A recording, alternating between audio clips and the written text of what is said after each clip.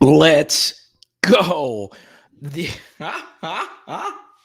What is an LSU versus Florida game without chaos? What is it? It's never a normal football game. It is never a normal game when the Gators and the Tigers are playing. So obviously we have a lot to get to. Your super chats are what drives this channel. So obviously we're going to kick it off here with Sanche. Look, this was the best half of football LSU has played this year by far, just for that Hail Mary to happen at the end of the half. I thought the holding call on JARAY Jenkins was such BS. And then we get the deep catch, but we were in an illegal alignment. I remember when Jacob Hester caught a wheel route from Matt Flynn against Arkansas, and it was essentially the same thing. Early Doucette covered up the wide receiver on the outside. So that was an excellent first half of play calling from Jake Peets. Outside of too many wide receiver screens, I don't know why they kept doing that. Jake was in his bag. And ironically, a lot of LSU's weaknesses were still on display, and they were still able to overcome it. On Max's touchdown throw to JARAY Jenkins, Liam Shanahan was driven right into his lap. So I know Trey super chatted. I know Trey super chatted earlier about JARAY Jenkins. I'm really happy, not because, I made the prediction that he was going to be an all-SEC wide receiver or he'll get close to it. I'm just happy JARAY is getting his opportunity to shine. The wide receiver screens need to stop, but outside of that, Jake has done a really good job calling this game.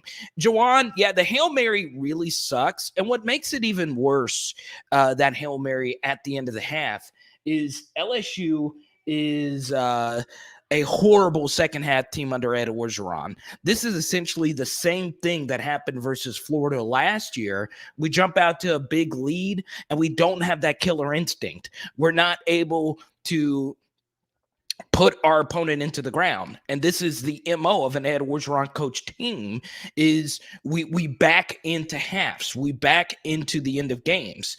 And we have just been so bad at the end of halves. And honestly, end of half management all comes down to coaching. Why on earth was Cam Lewis guarding nobody there at the end? I don't know what Orgeron I don't know what he was doing with the challenge here. So obviously, let's see. Let's go to Roger here. You got to believe that we're going to get it run down our throats when they come back on the field. Yeah, they're definitely going to run the football. I thought Dan Mullen made a very questionable decision to take Emery Jones out of the game. But obviously, LSU's just playing better football right now. Cordell Flott has been excellent. Sage Ryan, are you kidding me? You guys, how exciting is it to finally see Sage Ryan do what he does best? It's really good seeing him out there. He looks like the next great defensive back at LSU. You could just kind of see it with the eye test, right? So for me, I'm just loving it. Let's go to Timo, man. Thank you for your super chat, my guy. Timo, get your question in. Time to shake that third quarter funk. Let's go. So you guys come here not just for analysis from the first half, adjustments that I would make in the second half. If there's not another running back healthy, Josh Williams is a liability. On the screen to Josh Williams, he made the wrong cut, and that would have been another outrageously big play for LSU. Lucky enough, we ended up scoring on the drive anyway, or we scored on the next drive. So this has to be TDP's game the rest of the way. And ironically, the LSU-Florida game for TDP is, a very memorable one. His biggest run as an LSU Tiger gets Florida in 2019 on a perfectly blocked play. So, and TDP had a good game against Florida last year. So I would ride TDP hard this second half. Mario, please keep the language clean. I don't want to get demonetized. Yeah, KMC, the bottom line is LSU really, they just struggle to continue to put the foot on the gas. That final play to BTJ, that was on BTJ and Jack Besh not being aligned properly. The official threw the flag immediately. That's just true freshmen making mistakes. Then the second thing, I thought the TD to BTJ, I thought that was a BS hold on Cam Wire. Honestly, Max should have stepped up in the pocket quicker anyway. He got a little lucky on that. Also, the hold on JARAY Jenkins at the end of the half was just pure BS. It's ticky-tack. Referee was already throwing the flag before the run was even ended. It's one of those things. I don't like it. Let's go to Jacob here. Coach O said he challenged that play only because they had a timeout to burn. Does he realize that he wasted our only challenge? Jacob, at this point, I don't even know what to say about Coach Orgeron. That was a really bad challenge. I thought touchdowns were reviewed anyway, so that makes the challenge even worse. And then on top of that, I can understand the upside of that challenge because you're taking 7 points off the board. If his foot was close to being out of bounds, the referees would have challenged it anyway. So, that was a waste. Let's go. Great first half performance, but don't get it twisted. O still needs to go. That challenge is just another reason he's not the guy. So it's one of those things. I didn't get to hear Coach Orgeron. I didn't get to hear his interview at the end. So someone filled me in on what exactly he said because I was getting ready to do this halftime stream. But here's the thing about LSU football. You can never take your foot. You can never take your eyes off the screen because you never know what kind of chaotic mess you're going to have. Yeah, the penalties are what's really killing us right now. Let's see. I'm getting a lot of messages. If we're going to get to your message immediately, going to get that super chat button. Let's see. Let's go to Timo here. Carter, where do you stand on Coach O? I'm still with him, but what say you? I mean, he's a gone guy no matter what happens. We'd have to go 8-1 the rest of the way or whatever. That would be the only way he could potentially save his job. But this was just another example. But I will say, this was Ed Orgeron's best half, but I could argue it has as much to do with Dan Mullen switching quarterbacks inexplicably. I thought that killed their flow. And then number two, it's pretty amazing when you have guys out there that really want to be there. A lot of young, hungry freshmen stepping up and making plays. I thought Marlon Martinez had a good half as well.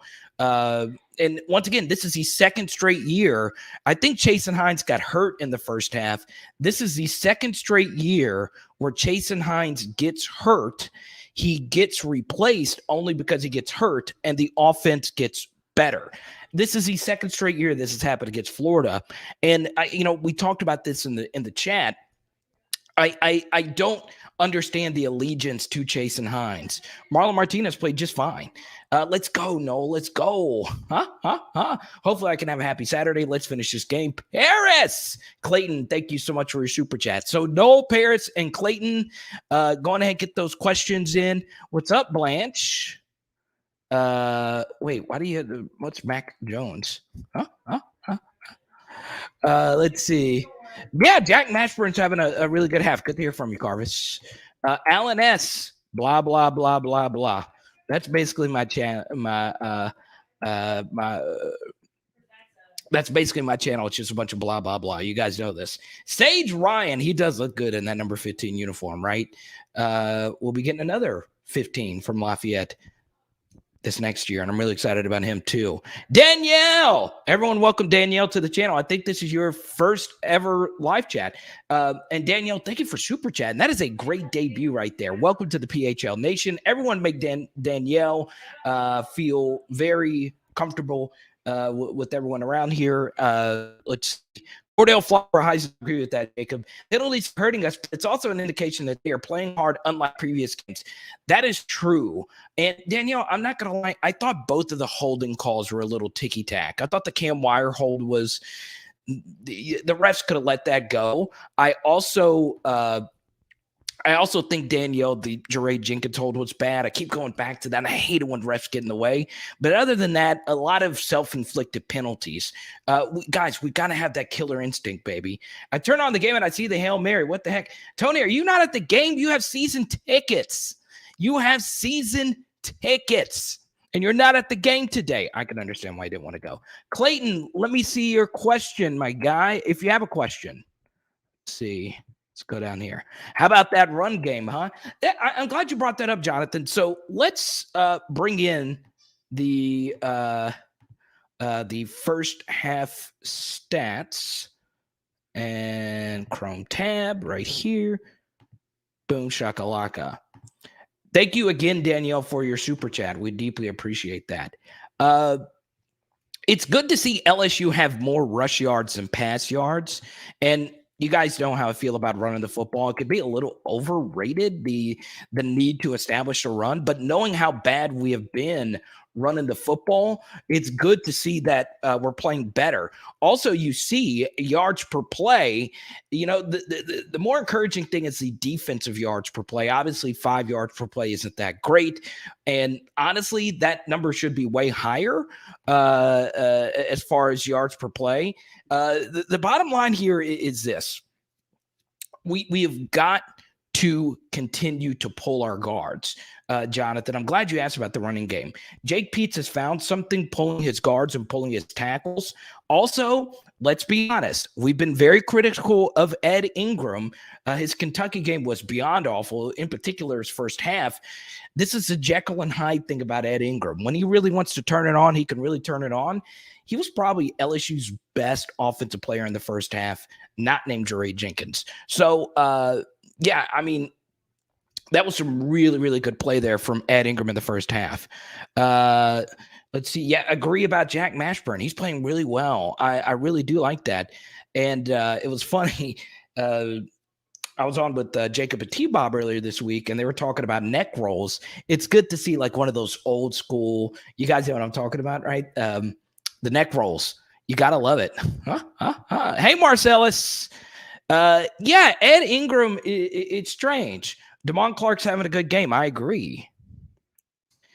Definitely Clark will get drafted. He is not a good athlete. He is an elite athlete, and he is an elite special teamer. And you can do a lot of things with Damon Clark.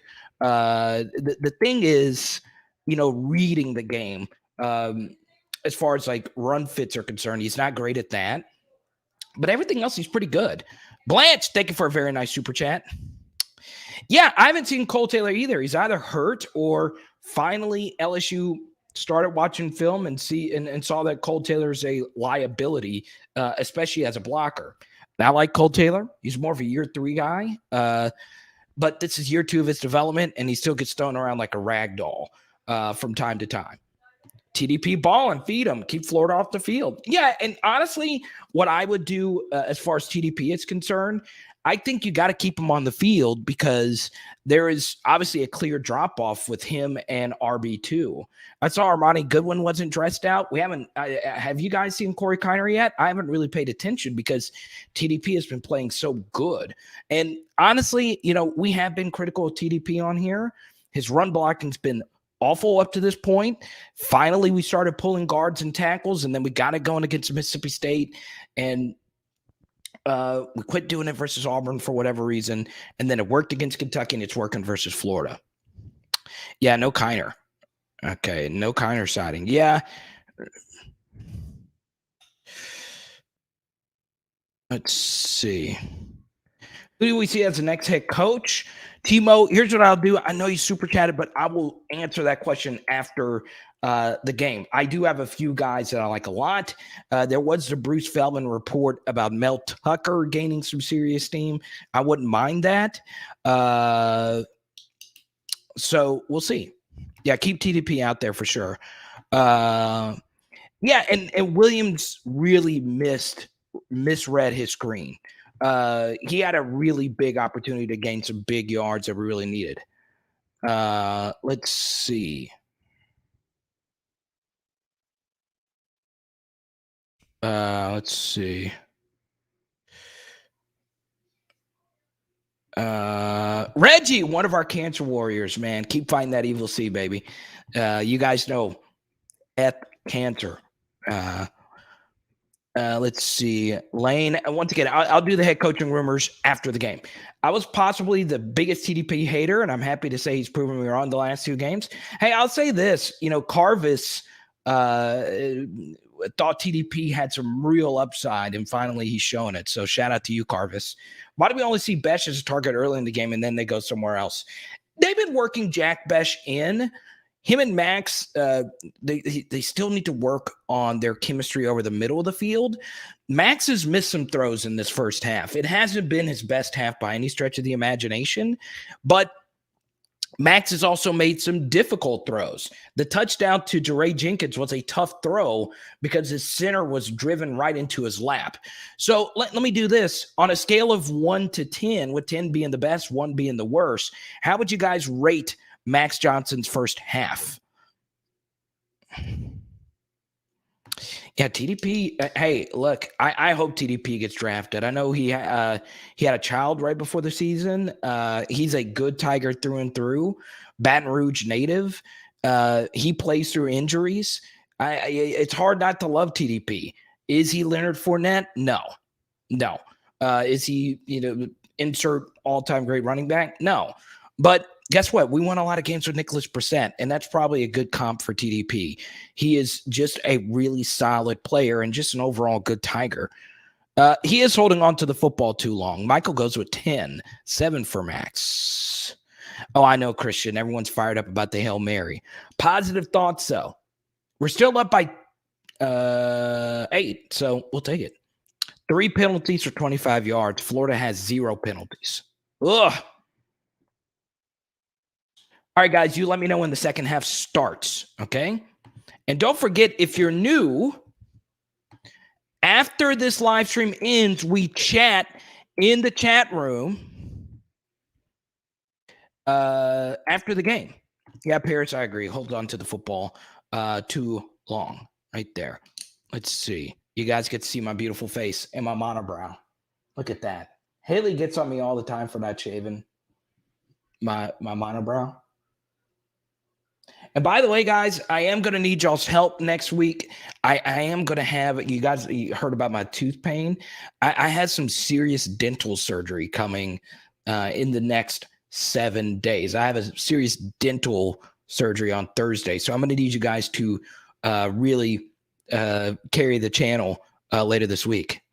We're going to Vegas.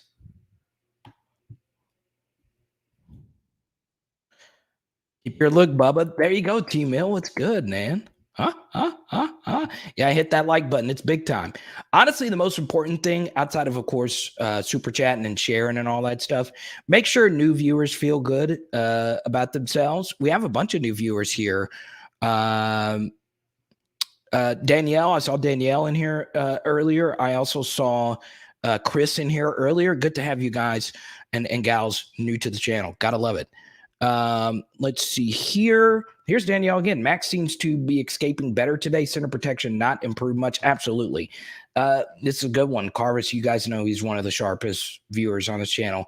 Thad Moss was huge in 2019. Mashburn is huge with its ability to run block. The offensive line is playing better, and the RPO will help Max. Yeah, I mean, RPO game is there, and especially now that TDP is establishing that run, you should see Jack Besh get at least 3 catches in the second half. So we'll see. This is obviously a really good super chat. And this is honestly the big thing right here from King Ulysses. Also one of our sharpest viewers. Normally plays good in the first half, but in the second half with the crunch time throws, Max struggles. So it's just going to come down to if Max is going to make some crunch times throws. He was not great in crunch time versus Mississippi State. He wasn't that great late in the fourth quarter versus Auburn. And ironically, Max missed some throws at the end of the game versus Florida in that in the middle of the fourth quarter and then at the end. Let me see. Mashburn is basically a fullback. True, but let's be honest. He's playing really well, and you just like stories like that, especially considering Jack Mashburn was so deep down the depth chart. Okay, so yeah, it's crazy. This is kind of a wild question. Are you born here? I did not expect this one. It's back on. Okay, so here's what we do. You guys know this by now. If you want to chat with me during the second half of the game, everybody click this link. Okay, click this link right here and join me, Jacob, Mo Funky, and everybody. We will be chatting. I will chat with you guys. Look, I'm typing. Let's go right now. Okay, so click this link. I'll share it one more time right here. So I better see all 150 of you coming over here to this link. Okay. I'm trying to see if anyone's going to type in here. Okay, there you go. Lil Height is in there. So come join Lil Height and everyone else. And let's get this dub. Let's go. It is Power Hour LSU. Boom. Let's go. Thanks to all the super chat.